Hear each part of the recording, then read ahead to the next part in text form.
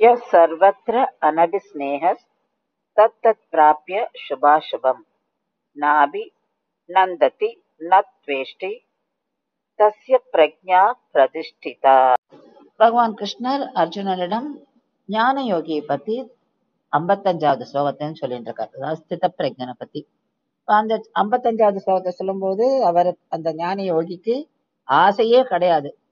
அதாவது இந்த மெட்டீரியல் லைஃப்ல எந்த ஆசையும் கிடையாது. அவருடைய மனது ஒரே நிலையில இருக்கு அப்படின்றது. அடுத்த ஸ்லோகத்துல இந்த ஞானயோகி புலன்களை அடக்கிறார். ஆனா முன்வாசனைகளால அவருக்கு அப்பப்போ அந்த விருப்பு வருது. ஆனா அதை எப்படி அவர் கண்ட்ரோல் பண்றார் அப்படின்னு. அதாவது ஞானிகளோட டிஃப்ரெண்ட் கிரேட்ஸ் ஆஃப் ஞான யோகி பத்தி சொல்றது. அடுத்தது இந்த ஸ்லோகத்துல இந்த ஞானி வெளிப்புலன்களை அடக்கிறார். ஆனாலும் அவருக்கு வந்து மனம் இன்னும் அடங்கல. அது வந்து அந்த முன்வாசனையினால அவர் எப்படி அதை அடக்குகிறார் அப்படின்றதான் இந்த ஸ்லோகத்தை சொல்றார்.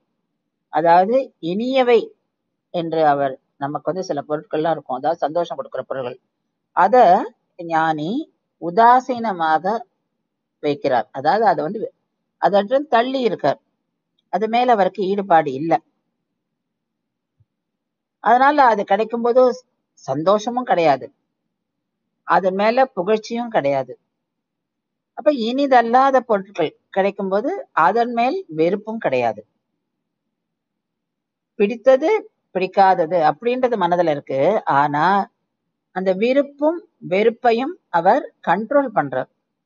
அததான் இங்க கிருஷ்ண பரமாத்மா சொல்றார். அப்போ அவருடைய மனது ஒருநிலைப்படுத்தப்படுகிறது. அதாவது அவர் வந்து அந்த ஞானத்தை நிலையான நிலையில வச்சுட்டு இருக்கார். இப்ப மனதை அடக்க முயற்சிக்கிறார் அப்படின்றத கிருஷ்ண பரமாத்மா சொல்றார். அதாவது இந்த தன்மைகளை கொண்ட ஞான யோகியை பற்றி இந்த ஸ்லோகத்துல சொல்றார்.